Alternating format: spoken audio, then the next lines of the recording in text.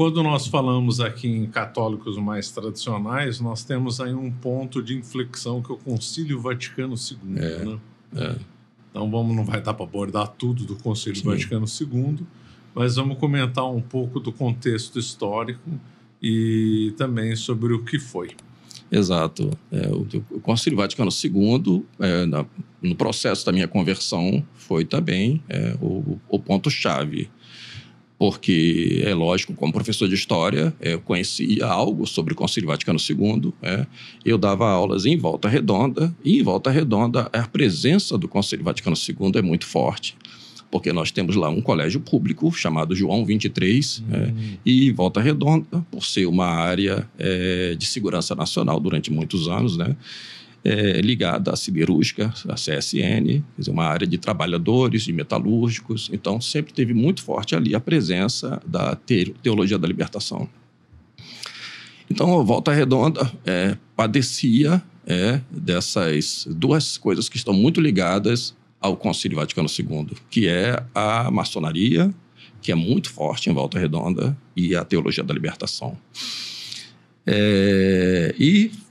Foi posterior já ao meu ofício de professor que eu tive contato com a questão de Dom Marcel Lefebvre e toda a problemática do concílio, que até então eu não via isso, eu não vi o concílio como algo problemático, mas eu vi o concílio dentro daquilo que sempre foi colocado por todos, como sendo um evento dentro da igreja, que acontece lá no início dos anos 60, 1962, 1965, quando finaliza o concílio, que fez uma abertura da igreja para o mundo, nas palavras de João 23, o ajornamento. E o que se ensina sobre isso é que essa abertura para o mundo foi algo bom, tanto para a igreja quanto para o mundo. Só que, depois de 60 anos desse evento, a gente pode avaliar melhor o resultado desse evento, ou seja, como diz a Sagrada Escritura, a gente conhece a árvore pelos frutos. Então, a gente vendo os frutos do Concílio Vaticano II, como historiador, a gente pode avaliar que, de fato, essa árvore não é boa, né? Então, a gente, para entender o que foi esse evento do Concílio Vaticano II, a gente precisa entender em que momento da história que ele aconteceu. E é isso que é o fundamental. Não dá para desconectar o Concílio Vaticano II do momento histórico em que ele acontece. Então, a primeira coisa que a gente precisa compreender bem é o que foi o século XX. Compreender o que foi o século XX, e o século XX é o fechamento de um processo revolucionário que começa há mais ou menos 500 anos. A gente pode ir até mais para trás do que isso, mas o momento em que a coisa se direciona, de fato, é a partir do início do século XVI, e o Concílio Vaticano II é o fechamento desse processo. Por isso que muitos autores dizem que o Concílio Vaticano II encerra a Era de Trento, do Concílio de Trento. É que mais ou menos isso mesmo que acontece. Então, a gente precisa situar o Concílio Vaticano II dentro desse processo histórico, desses últimos 500 anos, sobretudo o século XX, que é o século de fechamento desse período de revolução, uma sequência de revoluções. Perfeito. Obviamente, você falou século XVI por causa da Reforma Protestante, né? Imagino retroceder um pouco antes, quando nós tivemos aquelas figuras do final da Idade Média, né? Guilherme de Ockham e outros, né? Dos Escoto e outros que abriram, então, a modernidade e aí iniciaram aí o processo. O humanismo, o rompimento com a filosofia tomista, e essa abertura para o movimento humanista. E o processo começa a se desencadear a partir daí. Na realidade, essa tentação contra aquilo que foi estabelecido pela cristandade medieval sempre vai existir, e sempre existiu, mesmo no período medieval. Só que era, evidentemente, essas forças elas eram controladas e isoladas, de modo que elas não tinham condições de se expandir. mas com o fim do sistema feudal, as condições se criaram, sobretudo a partir das cidades marítimas, as repúblicas marítimas italianas, né? E a partir daí se desencadeou um processo, né, que foi crescendo, né, que vai culminar na Reforma Protestante, né? A Reforma Protestante já é uma consequência do humanismo, né? E eu vou insistir muito nessa palavra humanismo, porque é a palavra-chave para a gente entender o que é o Concílio Vaticano II. O Concílio Vaticano II. É a religião do homem, né? É a religião do homem, como diz o padre Calderon. E quais são os grandes problemas do... Bom, se você quiser contextualizar, dizer um pouco sobre o Papa que convocou o concílio e tal, fica à vontade. E depois a gente vai para os principais problemas do concílio. Sim. Então, o Concílio Vaticano II, ele ocorre no pior momento da história. Se havia um momento ruim para se fazer um concílio, era exatamente aquele ali. Tanto que o Papa Pio XI tinha pensado em convocar um concílio e foi logo dissuadido, né, porque não era uma boa ideia, porque as forças que se opunham à Igreja Católica, além de estarem muito fortes já na década de 30, olha que ainda antecedia a Segunda Guerra. E o Papa Pio XII pensou também em fazer um concílio, e o momento de Pio XII ainda era pior do que o de Pio XI. Talvez um pouco da vontade deles fazerem o concílio era terminar o Concílio Vaticano I. Exatamente, né? Exatamente. Porque o Concílio Vaticano I foi a grande tentativa de fazer uma condenação dos erros que foram, né, colocados como padrões para o Estado moderno, que são os erros que vêm da Revolução Francesa.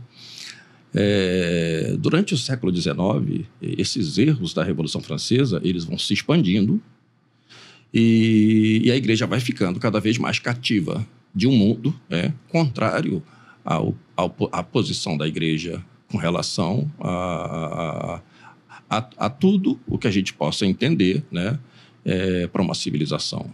A Revolução Francesa apresentou um outro modelo de civilização que, na realidade, né, não é um modelo de construção de civilização, mas é um modelo de destruição de civilização. E que só não foi bem sucedido 100% ainda, porque a civilização construída pela Igreja Católica é muito forte para ser destruída da maneira como a Revolução pretendia.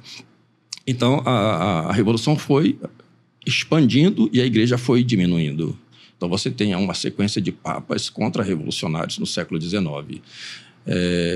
Então, quando Pio IX convoca o Concílio Vaticano I, era justamente para frear e condenar esses erros da Revolução Francesa que tinham se disseminado e dando base ao Estado moderno. No entanto, acontece a Guerra Franco-Prussiana, década de 70, 1870, e acontece o pior. A Igreja fica cativa definitivamente dentro de um minúsculo território que mais tarde será o Estado Vaticano. Dentro do contexto da unificação italiana. Dentro do contexto da unificação italiana, que foi péssima para os italianos, foi muito boa para a maçonaria e para os inimigos da Igreja, mas para os italianos foi péssima, tanto que provocou uma onda de migração maciça. Então, meu bisavô veio por causa disso. Os bisavôs da minha esposa também vieram nessa leva de pessoas que estavam condenadas à miséria. Exatamente. A unificação italiana provocou a miséria na Itália, né? Para os italianos foi péssima, e falar em unificação da Itália é um termo também bem artificial, porque, na verdade, foi uma destruição, né, do conceito de Itália. Então, isso foi um fenômeno que não aconteceu apenas na Itália, mas essas nações artificiais que passaram a surgir a partir das revoluções liberais de 1848, a chamada Primavera dos Povos. E eles gostam de usar esses nomes, né? Esses nomes bonitos que de primavera não tem nada. Tem que chamar inverno dos exatamente, povos.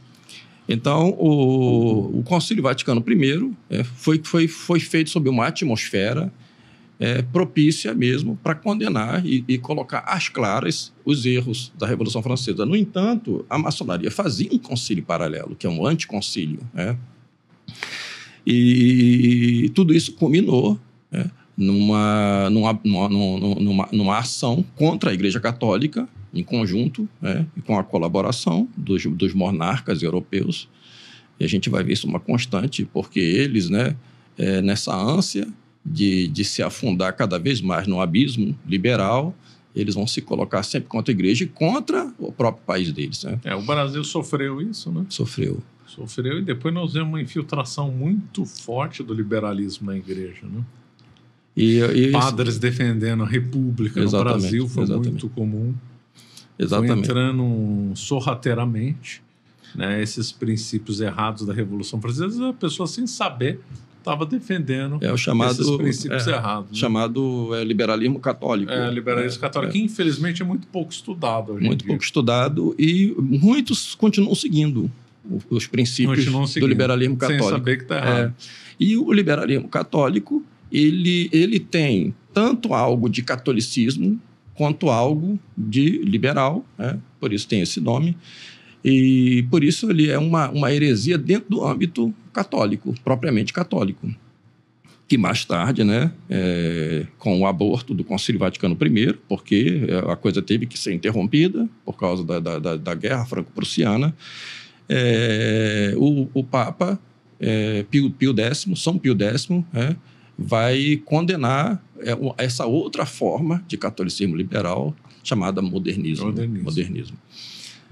Mas a igreja, nesse momento aí de virada de século, do século XIX para o século XX, a igreja já está bastante, né, prisioneira, não só territorialmente, mas também prisioneira contra um mundo absolutamente hostil. Né? E esse contexto histórico de fins do século XIX para o início do século XX, né, que é chamado também de forma romantizada de Belle Époque, né?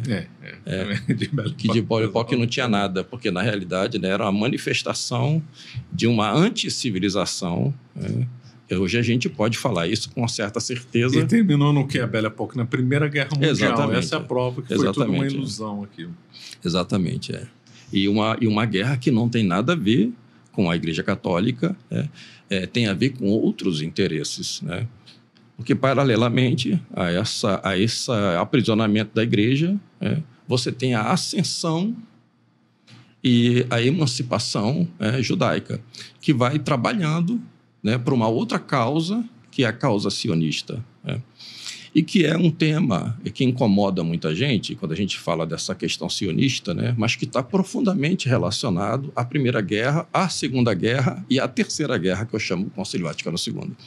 Que você dá o nome ao Concílio Vaticano II da Terceira Guerra Mundial. Exatamente. Daqui a pouco nós vamos chegar a por que tem esse nome. Sim. Comentando um pouco sobre o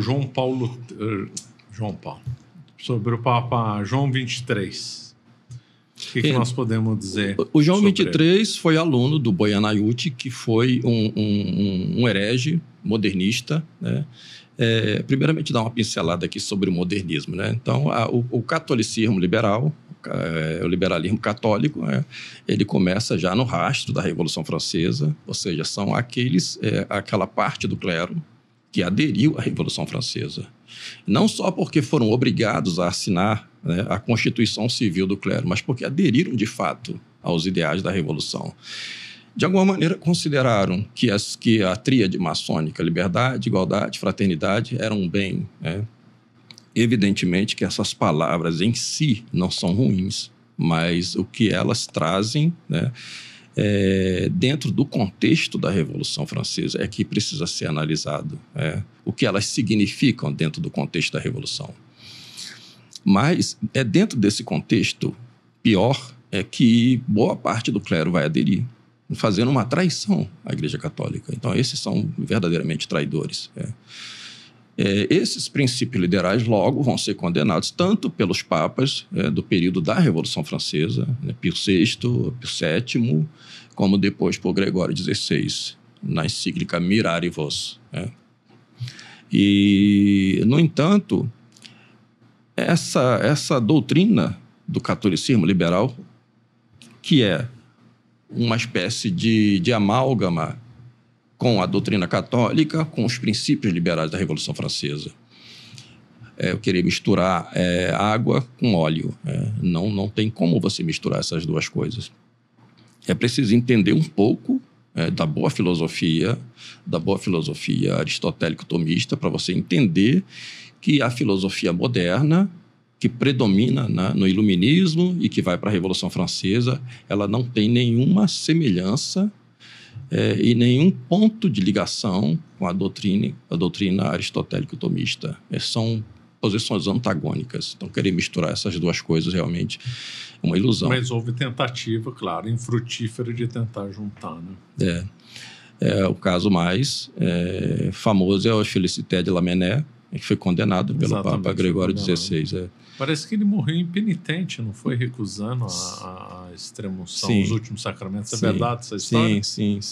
Ele recusou, né? Sim. Recusou. Se não me engano, o professor Fedeli contava essa história. Exatamente. Eu acho até que ele morreu ateu. Até ateu, né? Mas o fato é que esse catolicismo liberal ele vai desaguar no modernismo. O modernismo, né? Ele nega os princípios fundamentais da fé católica. E, lamentavelmente, né, são os modernistas que vão triunfar no Concílio Vaticano II. Então, não só filosoficamente eles estavam aderindo à má filosofia ou à contra-filosofia da Revolução Francesa, como também princípios teológicos, o que foi um grande desastre. Então, eles... a doutrina básica, né, do modernismo são os 3 ismos, né? Agnosticismo, que é aquela doutrina que nega que o homem tem a capacidade de conhecer as coisas. Então, se o homem não tem capacidade de conhecer as coisas como as coisas são, muito menos conhecer a Deus, né? O imanentismo, ou seja, o homem não tem condição de conhecer a Deus, logo o homem cria um Deus para que ele possa acreditar. Esse Deus, então, ele parte do próprio homem, né? O homem, ele transmite a partir de si, projeta um Deus para que ele possa acreditar. Esse é o princípio, né, do imanentismo, é o que vai dar base depois à liberdade religiosa do Concílio Vaticano II. E o outro princípio é o subjetivismo, a negação da própria verdade. É impressionante como o agnosticismo pegou. Quando se fala por aí que se pode provar a existência de Deus, as pessoas ficam horrorizadas. Não dá, é impossível. Não dá, realmente é uma coisa que infelizmente pegou muito, né? Que a filosofia moderna, ela também nega, de uma certa forma, a metafísica. Então, e está enraizado na ciência moderna, que toda a ciência é objeto de experiência. E a metafísica é a capacidade que nós temos de compreender as coisas a partir dos efeitos para a causa. E a filosofia moderna como a filosofia dos fenômenos, né? Fenomenologia, a filosofia de Kant, Immanuel Kant. Exatamente, de Kant, né? Depois ficam falando que a filosofia é correta, a fenomenologia, como nós já ouvimos por aí. Pois é ridículo. Não, a filosofia baseada em Kant, claro. A filosofia de Kant nega a capacidade que o homem tem de conhecer as coisas, né? Porque Kant dizia que só pode conhecer os fenômenos, mas não a realidade última. Então, isso aqui é um mundo de aparência, tem uma realidade oculta que nós não temos acesso. Logo, se você começa a pensar dessa maneira, né, para onde que vai Deus, né? E a maioria das pessoas que dizem que não se pode provar a existência de Deus, elas têm já uma mentalidade kantiana, porque eles absorveram isso de alguma maneira, né? É impressionante como Kant avançou, né? Para tudo quanto é lado. O modernismo tem muito do Kant, né? Tem muito Kant. E nós vimos até um cardeal aqui comentando que Kant não tinha nada contra a igreja, de princípio, dá para harmonizar Kant com São Tomás e tudo. Vemos absurdos que eles não entendem a ideia de imperativo categórico do Kant. E a ideia de que se deve fazer o bem. Mas tudo bem, se deve fazer o bem. Mas para Kant o bem pelo bem. Isso não tem uma finalidade transcendente, né? Fazer o bem porque é bom para o convívio humano, para a sociedade, né? Mas não porque é uma finalidade do homem. Eles não conseguem raciocinar em termos de finalidade. É uma das causas de Aristóteles. Eles não conseguem entender também em termos de transcendência. Não conseguem. A ciência também não trabalha nunca com finalidade. Isso é caído. Exatamente. Nem o princípio, né? A causa formal e nem a causa final. Eles aboliram isso daí. Completamente. Então, você vai dar no modernismo. E essa palavra, modernismo, que São Pio X usa aí na encíclica Pascendi, ela é muito adequada, porque ela contempla todo esse movimento revolucionário, inclusive nas artes, né? A gente vê a destruição da própria arquitetura, da pintura, da escultura, né? E uma iconoclastia, né? Essa ideia de que não se pode representar nada, né, por imagens, né? Essa ideia iconoclasta é a ideia que domina o pensamento modernista, porque tudo para eles é subjetivista. É. Então, isso vai culminar, evidentemente, que isso ia culminar numa grande guerra, que é a Primeira Guerra Mundial, né? Agora, a Europa é lançada nessa tragédia que foi a Primeira Guerra Mundial. Boa parte, né, da juventude europeia mal sabia do que se tratava aquilo. Mas era uma guerra que tinha uma causa, né, muito profunda. E se a gente for analisar a Primeira Guerra Mundial pelas causas próximas, a gente não chega ao fundo da questão, porque existem causas muito profundas por trás da Primeira Guerra Mundial. A questão aí era uma questão de reordenação do mundo, né? Era preciso destruir um mundo de princípios católicos para a reconstrução de um outro mundo. Isso é claro, né? Destruir os impérios, né? Principalmente o Império Austro-Húngaro. E é interessante que, em termos de imagens, é muito claro também, não precisa você ser uma pessoa estudada, basta você pegar qualquer filme dessa época, da anterior à primeira metade do século XX, e você compara com as pessoas hoje, com as roupas, com a arquitetura, você vê que nós estamos falando de dois mundos diferentes.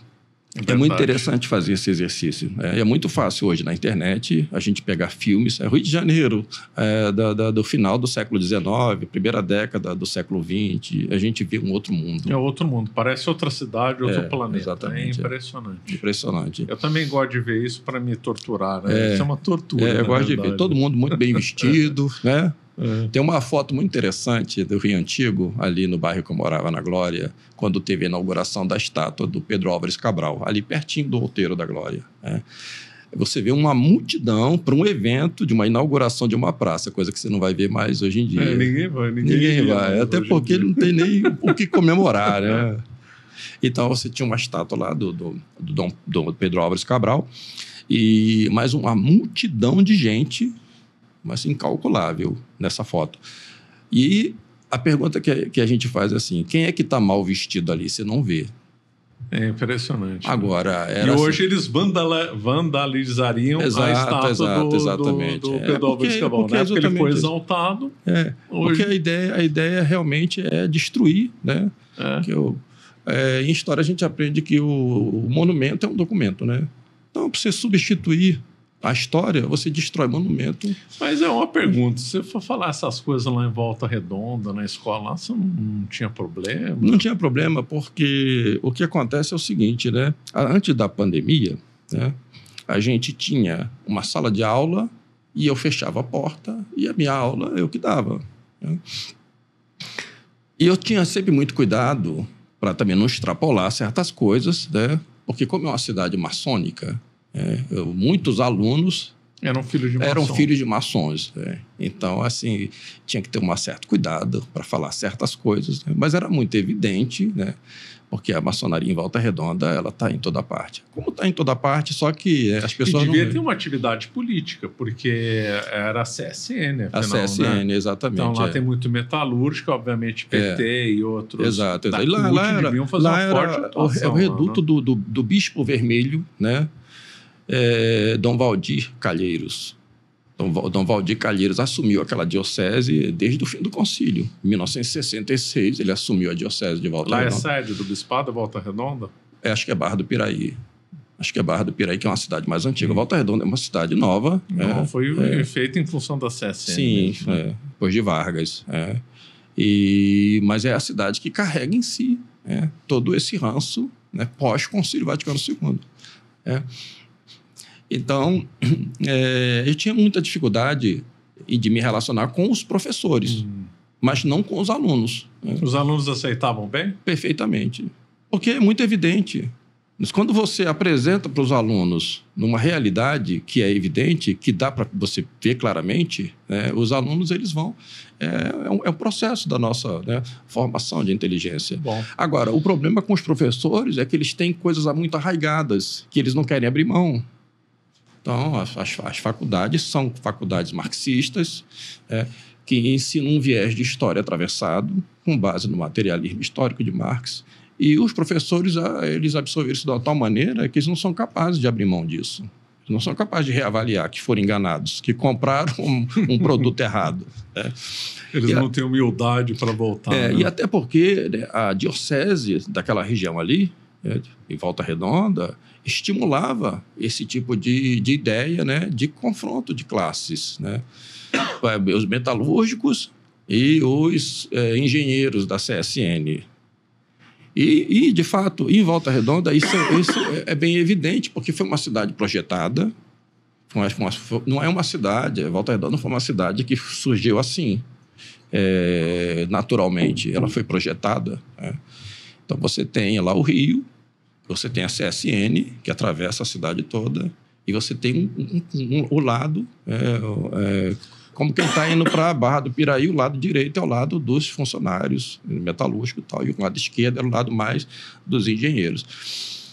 Mas esse tipo de divisão aí não tem um caráter marxista, mas tem um caráter de administração empresarial e tal.